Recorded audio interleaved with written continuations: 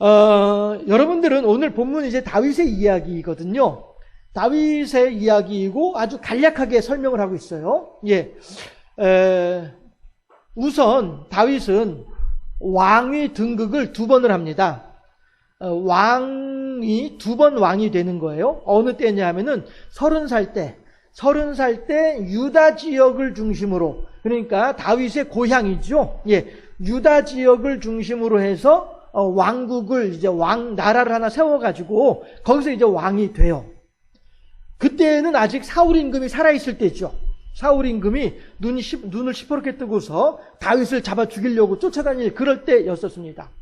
그런데 그럴 때 이제 다윗이 왕이 돼요. 그때가 30살 때였습니다. 30살 때였고 7년 6개월 동안 남유다에서 왕으로 있으면서 이 남유다 지역을 잘 이제 그렇게 하는 동안에 사울 임금이 다스리고 있는 북쪽 지역에서는 어떤 일이 벌어지냐 하면 나라가 자꾸 쪼그라지고 있는 거예요. 그렇게 하면서 결국에는 사울 임금과 그의 3명의 아들들이 길보아라고 하는 곳 지역에서 전투를 하면서 아말렉 군인들과 아말렉 족속과 전투를 하면서 거기서 이제 죽임을 당하게 되죠. 전사를 하죠.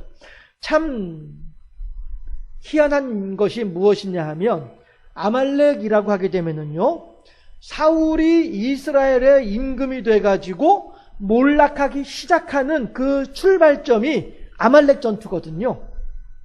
무슨 얘기냐면은요, 사무엘 선지자가 이제 갓 왕이 된 사울에게 뭐라고 얘기를 하냐면은, 임금이시여 가서 아말렉과 전쟁을 하세요.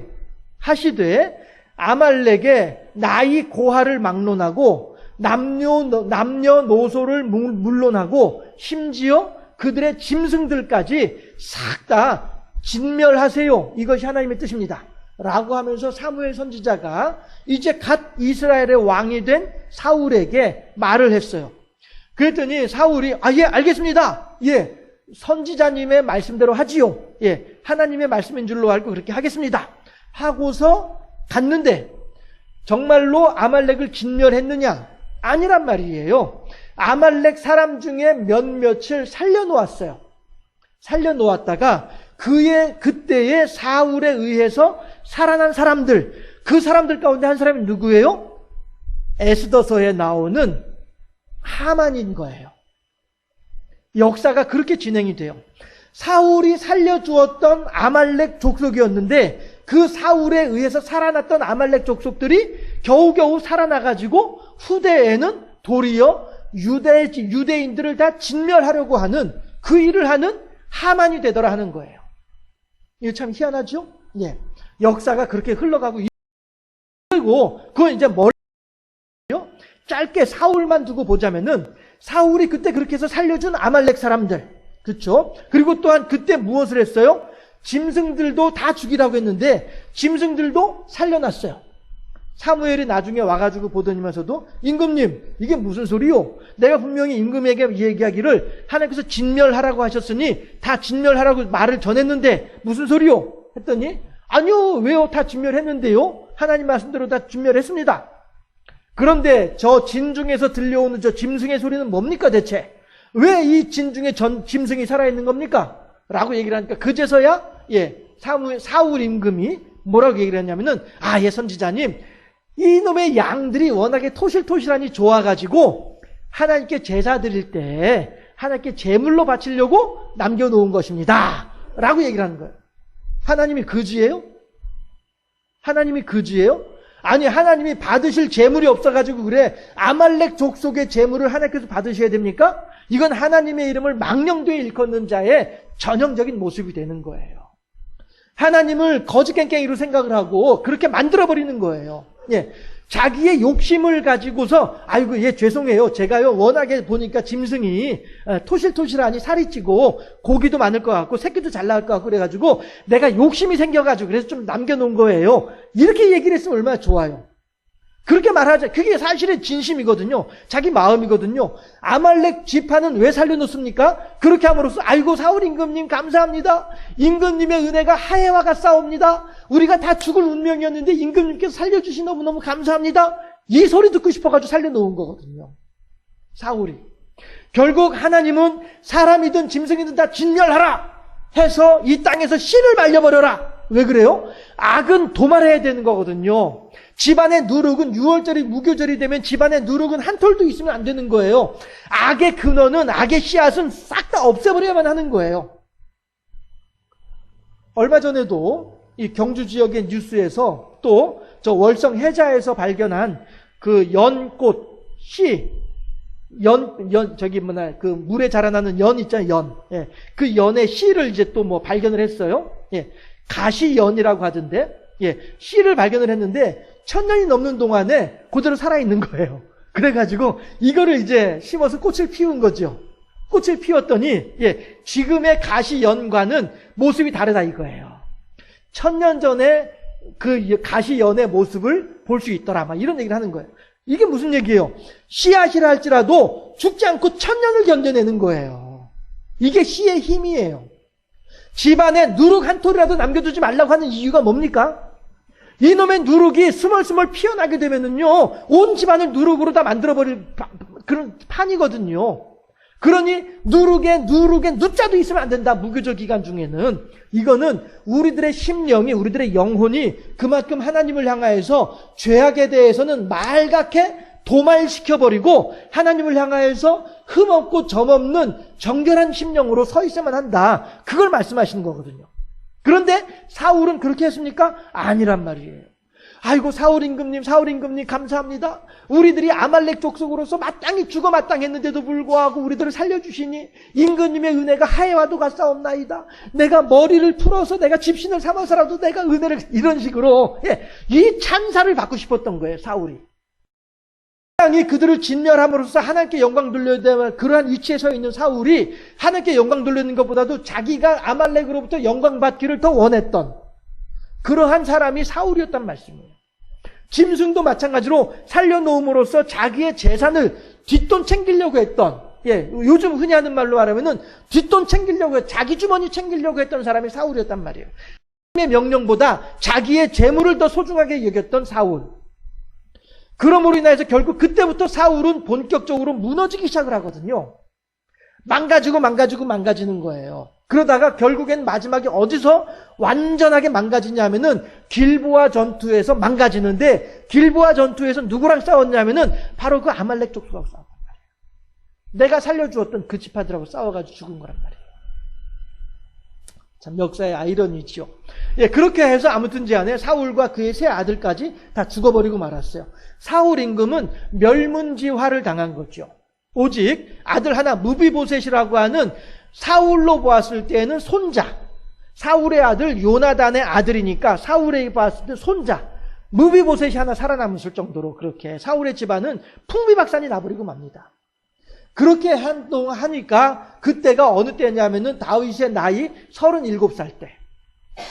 그래서 이때에 북이스라엘에서 사울 임금이 죽고 나니까 그의 아들들도 죽고 나니까, 그리고서는 무비보셋이라고 하는 손자는 어디로 사라졌는지 보이지도 않고 행방불명이니까 그 무비보셋도 나중에 다윗이 한참 세월이 지나고 난 뒤에 일부러 수소문해가지고 찾아낸 것이 사울의 손자 무비보셋이었거든요. 그러니까 이스라엘의 장로들, 신하들 입장에서는 대체 말이야 이 이스라엘을 누가 다스려야 될지 모르겠는 거예요. 그렇게 하던 중에 옳았구나. 기왕에 북이스라엘에 다스릴 임금이 지금 시기가 다 말라버렸다고 한다면은 뭐 어차피 하나님 말씀도 있고 하니까 그냥 우리가 저 남쪽에 있는 유다에 있는 다윗에게 가서 이 나라를 그냥 다스려 달라고 부탁을 하자. 이렇게 된 거예요. 그래서 오늘 이제 본문 사무엘하 5장 1절에서 3절까지 내용이 그 내용이에요. 그래서 북이스라엘의 장로들, 그러니까 신하들이 헤브론은 이제 유다 지역에서 다윗이 왕노릇을 하던 왕궁이 있던 곳이 헤브론이었거든요. 그러니까 헤브론에 내려와가지고, 아이고, 임금님은 사울이 이 나라를 다스릴 때부터 이미 이 나라의 임금이었습니다. 하나님께서 명령하신 임금이었습니다. 라고 하면서 요즘 말로 하면 이제 아부를 떠는 거죠. 예. 아부를 떨면서 제발 우리들의 나라를 좀 다스려 주시기를 악망하옵나이다. 뭐 이렇게 하는 거죠. 예. 그렇게 하니 다윗으로서는 이미 하나님의 명령도 있었잖아요. 예. 네가 온 이스라엘을 다스리는 통치자가 될 것이다 하는 하나님의 말씀도 있고 하니까 거절할 이유가 없죠.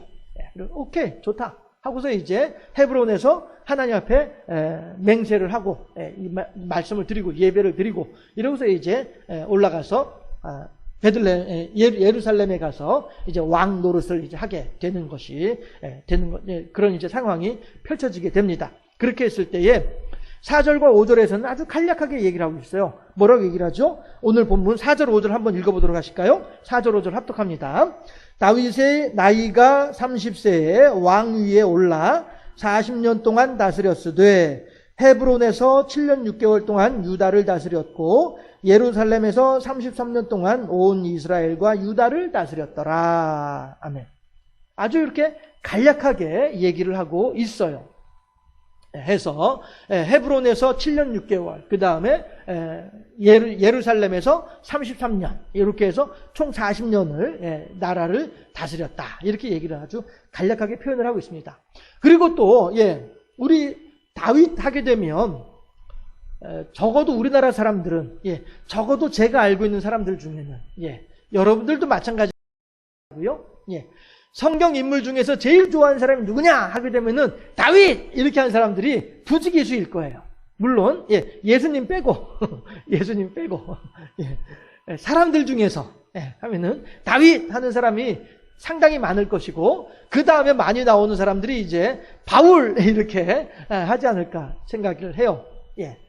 그만큼 우리나라에서는 다윗도 그렇고 바울도 그렇고 많은 인기가 있지요. 대중적인 인기를 많이 받는 사람들이 다윗이나 바울입니다. 근데 오늘은 이제 그 중에서도 다윗을 가지고 얘기를 하자면 왜 이렇게 다윗이 인기가 좋을까 생각을 해봅니다. 왜 이렇게 사람들이 많이 다윗을 좋아를 하고 또 나의 자녀들도 다윗 같은 신앙인이 되기를 바라는 이런 마음들을 가질까? 왜 그럴까? 저 나름대로 생각을 해보죠. 제가 주보에도 적어놨습니다만은 제가 다윗을 가지고 연구를 했었어요. 해서 이거 가지고 이제 석사 학위를 이제 통과를 하려고 논문을 이제 제출하기도 하고 했었는데 논문 심사도 받으면서 이런저런 일들도 있긴 있었습니다만은 뭐 그 얘기 좀 다시 얘기를 할 건 아닌 것 같고요. 어쨌든 이제 제가 다윗을 전문적으로 연구를 한 사람 중에 한 사람이에요. 그런데 왜 사람들이 이렇게 다윗을 좋아할까 생각을 해보게 되면요. 다윗은 우선 첫째 신앙이 좋아. 그쵸? 다윗은 참 신앙이 좋아요. 심지어 그 정도냐 하면은 사울 임금이 다윗을 잡아 죽이겠다고 쫓아다닐 때에 그때에 다윗이 사울을 피해서 동굴 속에 숨어 있었어요. 동굴이면은 그야말로 도가 든 쥐가 돼버리잖아요. 그렇죠? 동굴 속에 숨어 있었는데 그 동굴 속에 사울이 낮잠을 자러 들어와요. 그러면 사울이 혼자만 들어오나요? 하긴 낮잠 잘 거니까 혼자만 들어오겠구나. 경호원들은 이제 동굴 바깥에 있겠네요. 아무튼 자네 사울이 그곳에 낮잠을 자러 들어와요. 이러니까 다윗의 입장에서 완전히 도간에 든 쥐가 되는 거죠. 만약에 사울이 여기에 다윗이 숨어 있었구나 한 걸 알게 되면 그 순간에 얘들아 여기 다윗이 있다 와서 잡아라 하게 되면은 그 동굴 바깥에 있던 경호원들이 군사들이 우르르 달려들어서 다윗은 그 자리에서 인생이 끝나는 거예요. 그렇게 위험한 상황인데 그런데 다행스럽게도 하나님의 은혜로 사울은 여기에 다윗이 먼저 숨어 들어와 있을 거라고 생각도 못하고 세상 모르고 잠을 자는 거죠. 코를 골면서 드르렁 드르렁 늘어지게 잠을 자고 있는 거예요. 그랬을 때에 이번엔 또 다윗의 부하가 뭐라고 얘기를 하냐면은 그때는 이제 아직 왕이 아니니까 주군 혹은 보스 혹은 형님 이렇게 되는 거죠. 형님 우리가 가가지고 지금 저 잠자고 있는 사울의 멱을 따버립시다. 그러면은 꼼짝없이 죽게 되는 거예요. 그러면은 사울 임금이 죽고 나면은 이스라엘의 군사들도 형님의 말을 따를 겁니다. 그러니까 우리가 그렇게 합시다. 라고 얘기를 하죠. 그렇게 할 때 다윗이 뭐라고 합니까? 다윗의 믿음이 어느 만큼 좋은지가 여기서도 나타나는 거예요. 뭐라고 얘기를 하냐면은 하나님의 기름 부음 사람의 손으로 해치는 것이 합당치 아니하다. 가만히 있어라. 조용히 있어라. 이렇게 얘기를 하는 거예요. 그 순간 눈 한번 찔끔 감고서 사울의 목에 칼을 찌르기만 하면은 다윗은 이제 고생 끝이 되는 거예요. 그리고 명실상부하게 이 나라의 최고의 통치자가 될 수 있는 상황이 되는 거예요. 고생 끝 행복 시작이 되는 순간임에도 불구하고 다윗은 뭐라고 얘기를 해요? 하나님의 기름 부어 세우신 자를 사람의 손으로 해치는 것은 합당치 아니하다. 하나님 뜻이 아니다. 이 정도로 다윗은 믿음이 좋았어요. 다윗이 인기가 좋은 이유, 첫 번째 믿음이 좋았더라. 두 번째 이유 무엇이냐? 악기 연주를 하는데 얼마나 그 악기 연주 속에 다윗의 영성이 스며들어 있는지, 악기 연주만 하더라도 사울 임금의 머릿속에 들어와 있었던 귀신들이 악기 연주를 통해서 도망갈 정도로 이렇게 영적인 능력도 풍성한 사람이 다윗이었어요. 기도만 잘하고 믿음만 좋은 것이 아니라 능력도 많아. 이러니 사람들은 다윗을 좋아라 하죠. 그런가 하면 또 다윗은 어떤 사람이냐면은 싸움도 잘해. 다윗이 싸워서 진 전쟁이 없어요. 예, 거의 뭐 그런 정도로, 예, 항상 싸움도 잘해. 이겨. 예, 나중에 이제 압살롬을 피해서 도망갈 때에는 그때 이제 워낙에 상황이 급박하고 기습을 당해가지고 그렇게 도망을 갔던 거였었죠. 어쨌든 다윗은 그래서 진 적이 없어. 전쟁에 나가면은요. 예, 이런 것들이 보면 너무나도 다윗이 멋이 있는 그런 인물이 되는 것이죠. 그래서 다윗을 사람들이 많이 좋아라 하고 있습니다. 그런데 제가 다윗을 연구해 본 바에 의하면 다윗은 그저 평범한 한 남자일 뿐이에요. 예. 예. 왜 반응들이 별로 이렇게 안 좋으신 것 같은데. 예. 다윗도, 예, 그냥 그저 그런 사람일 뿐이에요. 예. 왜냐하면 다윗의 아버지가 2세예요. 다윗의 아버지가 2세인데 성경 어디에도 다윗의 어머니에 대한 이야기는 없어요. 이것을 보았을 때에 아무래도 다윗이 이른바 애미 잡아먹은 자식이 아니겠나 하는 생각을 해요. 예, 실제로 야곱의 사랑하는 여인 라헬 같은 경우에도 베냐민을 낳으면서 산통을 이기지 못해서 죽는 사람이 라헬이거든요. 이런 것처럼 다윗의 어머니도 마찬가지로 다윗을 낳고서 죽지 않았을까 생각을 해요. 다윗이 딸도 없이 아들만 8명이거든요. 8형제 중에 막내가 다윗이에요. 그런데 제가 얼마 전에 상담을 했었던 사람도 그 사람도 이제 7남매 중에 막내거든요. 그런데 그 사람한테 물어봤어요. 첫째하고 당신하고 나이 차이가 얼마나 됩니까? 24살 차이 난다 하더라고요. 첫째하고 막내하고 24살 차이가 난대요. 그런데 제가 저희 장인한테도 또 여쭤봤어요. 저희 장인도 7남매이신 거로 생각했더니 알고 보니까 8남매셨더라고요. 장인어른의 바로 밑에 계신 분이 먼저 이렇게 좀 홍역하다가 이제 가시고 이렇게 하셨다 하더라고요. 그래서 장인어른도 이제 실제 중에 8남매이신데 이 어른 같은 경우에도 첫째이시잖아요. 막내 동생하고 연세가 어느 만큼 차이가 나세요? 그랬더니 막내 삼촌하고 저하고 이렇게 얼마 차이가 나지 않는 이런 상황이더라고요.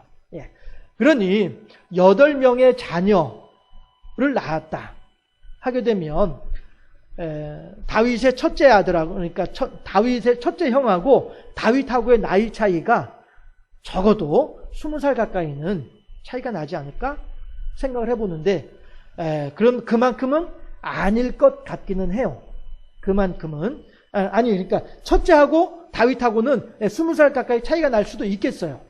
왜냐하면 저희 장인 같은 경우에도 당신이 첫째이시고 그 다음에 둘째, 셋째, 넷째 분까지의 연령 차이가 7년 차이가 나거든요. 이런 걸 생각을 해보면 다윗 같은 경우에도 나이가 골리앗과 싸울 때의 나이가 한 10살 정도로 생각을 해보는 것이 합당하지 않겠나.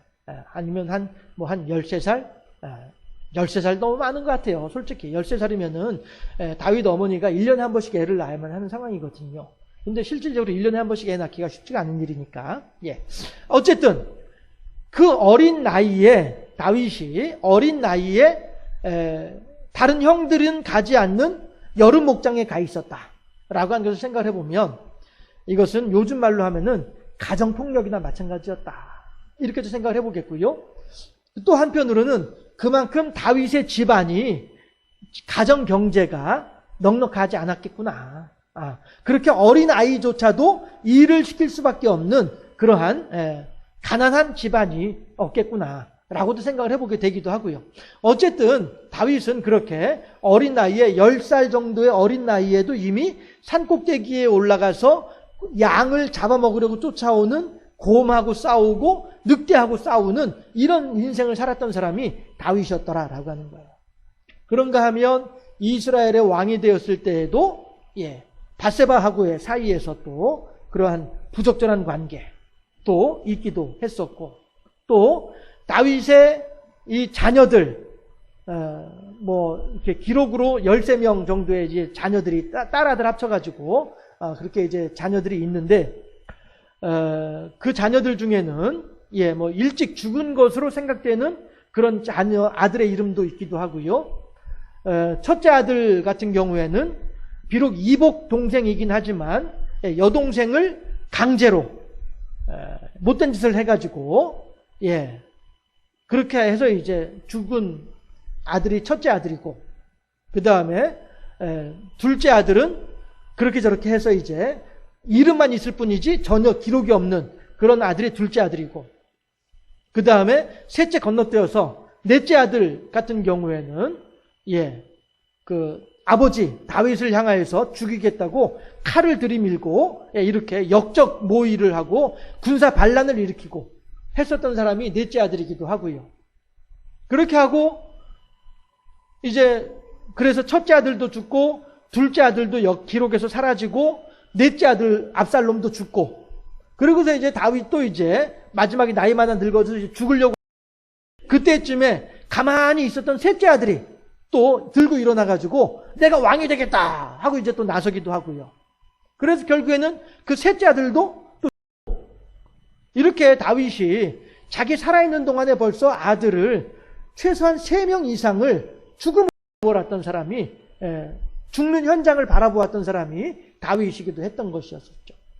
이런 것을 볼 때에 다윗은 자식 농사는 제대로 짓지 못한 사람이 다윗이다, 이렇게 생각을 해볼 수가 있습니다.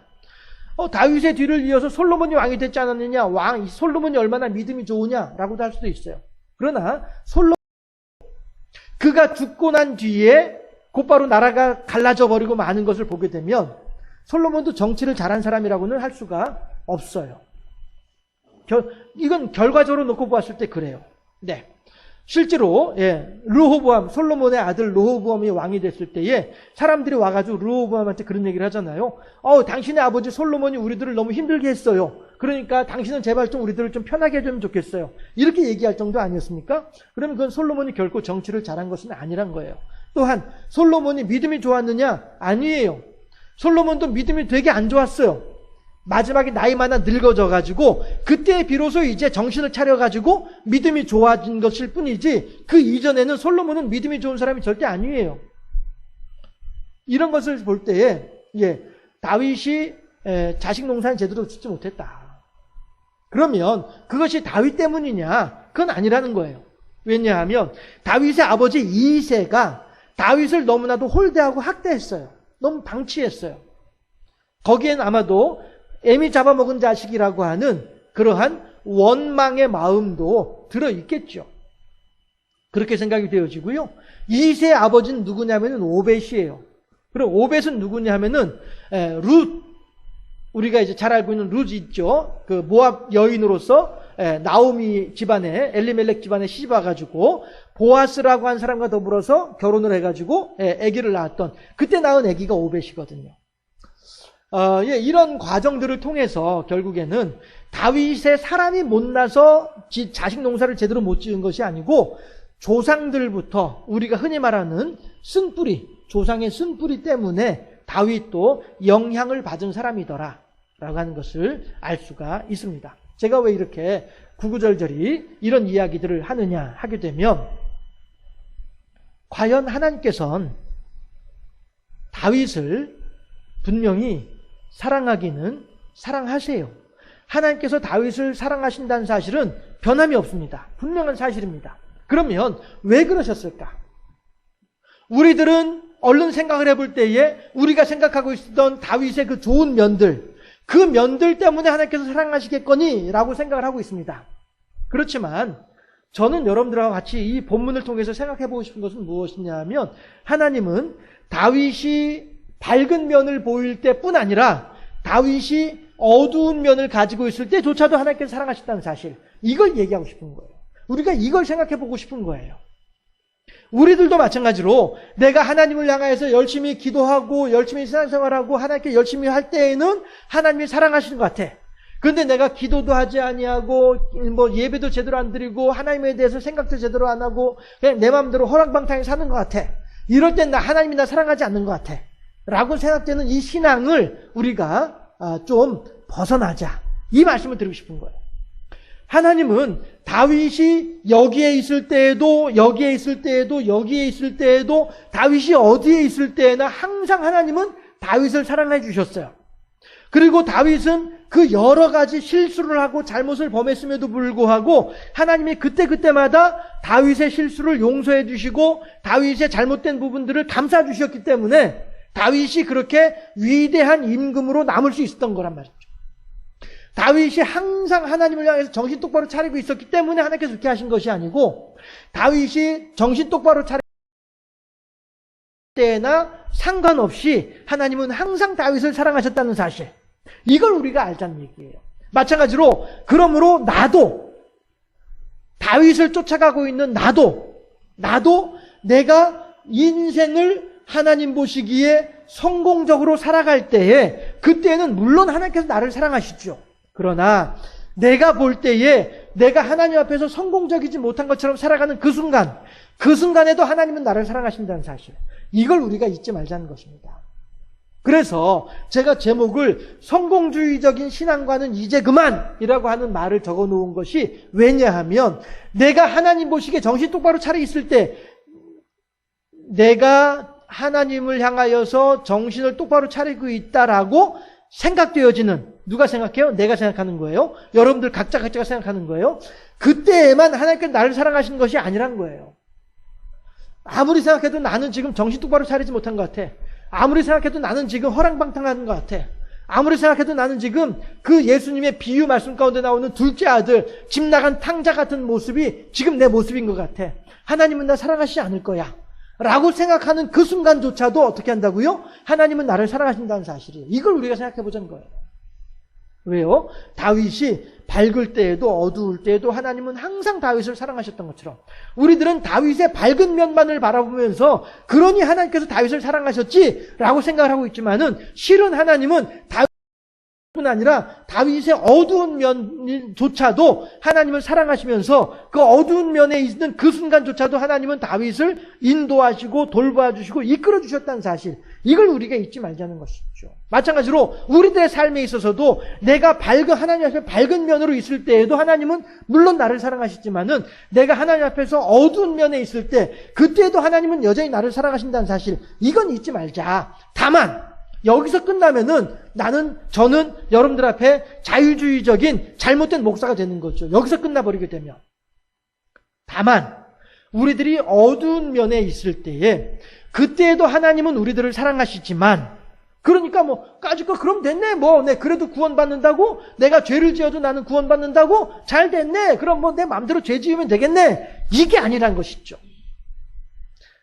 다윗은 어두운 면에 있으면서, 그럼에도 불구하고 하나님께서 그를 사랑하고 계시는 그 순간에도 어두운 면에 있는 다윗은 내가 이 어두움에 처해 있는 이 사실로 인하여서 하나님을 향해서 가슴 아파서 기도하고 회개했던 사람이 다윗이었다는 사실, 이걸 우리가 잊지 말자는 거예요. 우리도 마찬가지로 우리들이 어두움 가운데 있을 때에 아이, 뭐, 까짓 거, 뭐, 하나님이 그래도 나 사랑하신다고? 저 목사님 얘기 들어보니까 하나님이 뭐, 내가 아무리 큰 죄를 지어도 나를 사랑하신다고 하는데, 뭐, 까짓 거 잘 됐네. 그럼 뭐, 마음대로 살면서, 마음 놓고 살면서, 내 멋대로 살면서, 그래도 뭐, 난 뭐, 하나님 사랑하시니까 뭐, 아무 문제 없네. 라고 하게 되면, 이거는 하나님의 사랑에 대해서 한쪽만 알고 있던 사람이다라고 하는 거죠. 부모님하고 우리들과의 관계를 한번 생각해 보십시다. 과연 내 부모는 내가 부모의 마음에 들게 살아갈 때, 물론 부모는 나를 사랑하시지만 내가 허랑방탕할 때에도 부모는 나를 사랑하고 계시죠. 그렇죠? 예. 그런데 그 허랑방탕하게 지내면서 부모의 마음을 알지 못하고 살아가게 되면 이 사람은 여전히 허랑방탕한 사람이 되는 거예요. 그러나 허랑방탕하게 살아가는 가운데 맞아, 내 엄마가, 내 아버지가 뭐 이렇게 생각을 하면서 살아오던 시간들을 돌이키게 되면 이 사람이 정말로 부모의 뜻에 합당한 그런 자식이 되는 거란 말이죠. 마찬가지로 우리 신앙생활을 할 때도 마찬가지란 거예요. 허랑방탕하고 어두운 면 가운데 있을 때에도 하나님은 나를 사랑하시지만 하나님이 나의 어두움조차도 사랑한 건 아니란 거죠. 하나님은 가슴 아프게 가슴 아리를 하면서 아이고, 저 녀석이 언제나 돌아오려나, 저 녀석이 언제나 그 정신을 차리려나, 이게 하나님의 마음이란 거예요. 집 나간 둘째 아들을 기다리는 아버지의 마음이 그러했던 것처럼 그 상황 속에 있는 아들, 그 쥐염 열매를 먹고 쫄쫄 굶고 있는 그 아들을 사랑하는 부모의 마음이기 때문에 아이고, 네가 거기서 얼마나 고생한지를 내가 알고 있어. 그러니까 그만 고생하고 나한테 와. 그러면 좋겠어. 이게 부모의 마음이잖아요. 우리들도 마찬가지로 어두운 가운데 있고 허랑방탕 가운데 있을 때에 하나님은 우리들을 사랑하시지만 그러나 우리들이 그곳에서 벗어나기를 바라신 분이 하나님이란 거죠. 그러니 우리들은 허랑방탕한 가운데에서도 하나님은 나를 사랑하신다? 그건 분명한 사실이에요. 그러나 하나님께서 허랑방탕한 가운데 빠져있는 나에게 너 잘한다 칭찬하진 않는다는 거죠. 허랑방탕 가운데 빠져있는 나를 가슴 아파하시는 하나님이시고 어서 돌아마노 기다리고 계신 분이 하나님이시다라고 하는 사실, 이걸 우리들이 알아야 되겠다는 거예요. 다윗은 그래서 죄악으로 말미암아 밧세바와 사이에서 뭐라고 표현을 하죠? 부적절한 관계로 인하여서 태어난 그 아이가 죽어갈 때에 다윗은 눈물로 베개를 적시고 눈물로 침상을 띄웠던 사람이 다윗이었단 말이에요. 그만큼 자기가 잘못한 것에 대해서 하나님을 향하여서 철저하게 회개를 한 사람이 다윗이었다는 것이죠. 이런 것처럼 우리들도 마찬가지로 다윗의 밝은 면만을 바라보면서 생각을 할 것이 아니라 다윗의 어두운 면도 같이 살펴보면서 우리들의 삶에 있어서도 내가 밝은 면에 있을 때에는 하나님이 물론 나를 사랑하시지만 내가 어두움 가운데 있을 때에도 하나님은 그때에도 나를 사랑하신다. 왜? 다윗도 사랑하셨기 때문에 나도 사랑하신다는 사실을 우리들은 알 수 있다. 그러나 그렇다고 해서 우리가 그곳에 그냥 머물러 있으면 안 되겠다. 왜냐하면 아버지는 아들이 허랑방탕한 중에 있을 때에도 여전히 사랑하지만 그 아들이 허랑방탕 가운데에서 빠져나와서 아버지에게 돌아오기를 바라는 것이 아버지의 마음인 것처럼, 그리고 다윗도 그 허랑방탕 가운데 있다가 빠져서 하나님께로 다시 돌아오는 것처럼 우리들도 어두운 가운데 있다가라도 언제든지 하나님의 마음을 헤아리게 되면 그곳을 털고 일어나서 하나님께로 돌아와야만 하겠다. 여기까지 우리가 생각을 해야 되겠다라고 하는 거예요. 해서 성공주의적인 신앙과는 이제 그만, 우리들의 인생의 밝은 면만을 하나님께 보여주고 밝은 면만을 사람들 앞에 드러내려고 하는 이런 성공주의적인 신앙과는 이제 그만, 우리들의 어두운 면조차도 하나님을 향해 솔직하게 드러내놓으면서 하나님, 저한테 이런 일이 있어요. 저한테 이렇게 힘든 일이 있고요. 저한테 이렇게 괴로운 일이 있어요. 하나님 어떻게 하면 좋아요? 솔직하게 고백할 수 있어야죠. 예, 솔직하게 고백할 수 있어야죠. 그러나 거기에만 머물러 있을 것이 아니라 내가 하나님의 은혜, 하나님 그런 데 있잖아요. 다시 한번 생각해 보니까요. 내가 그것만 있는 것이 아니라 그때도 여전히 하나님은 나를 사랑하고 계셨네요. 이걸 깨달아 알 수 있어야 되겠다. 그렇게 할 때 우리들의 신앙은 더욱더 성숙한 신앙이 되겠다라고 하는 사실입니다. 이번에 제가 상담을 했던 경우를 잠깐 설명을 해드리고 마치도록 할게요.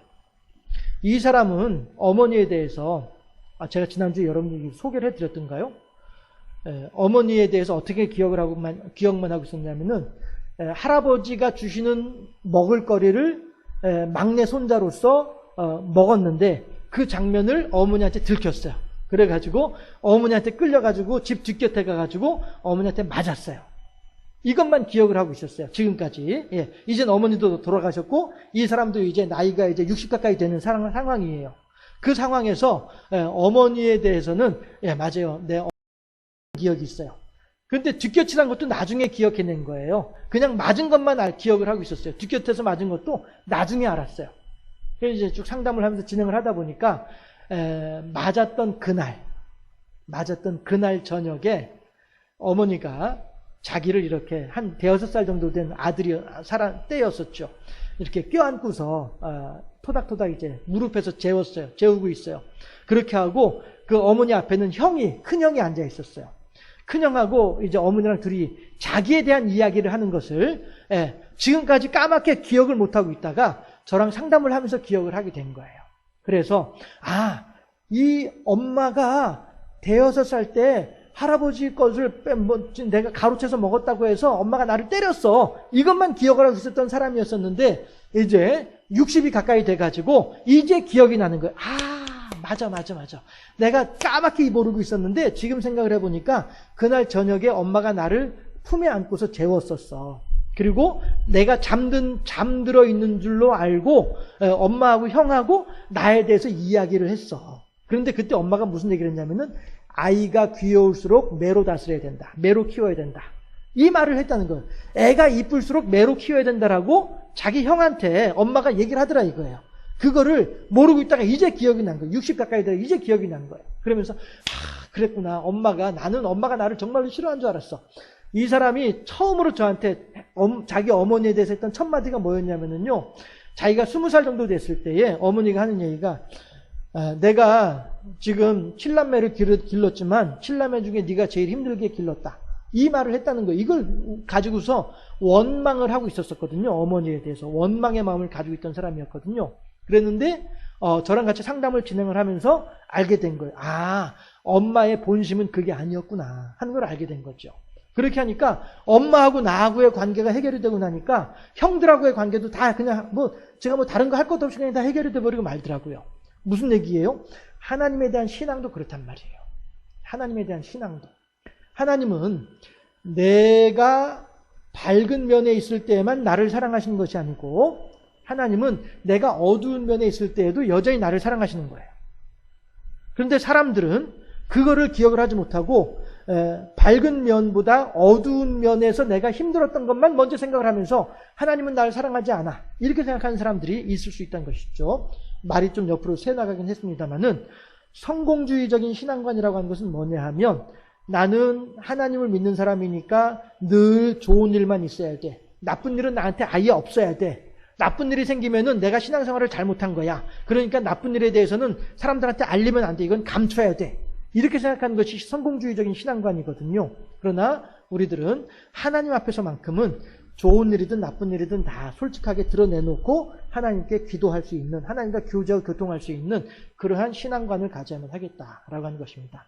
다윗을 통해서 우리들은 성공주의적인 신앙관을 버리고 다윗이 그러했던 것처럼 우리들도 우리들의 삶에 좋을 때에는 더욱더 하나님께 감사하고 안 좋을 때는 더욱더 하나님께 의지하는, 그럼으로써 좋을 때나 안 좋을 때는 항상 하나님의 자녀로서 살아가는 그러한 복된 인생을 살아가는 우리 모두가 될 수 있기를 주님의 이름으로 축원합니다. 기도하겠습니다.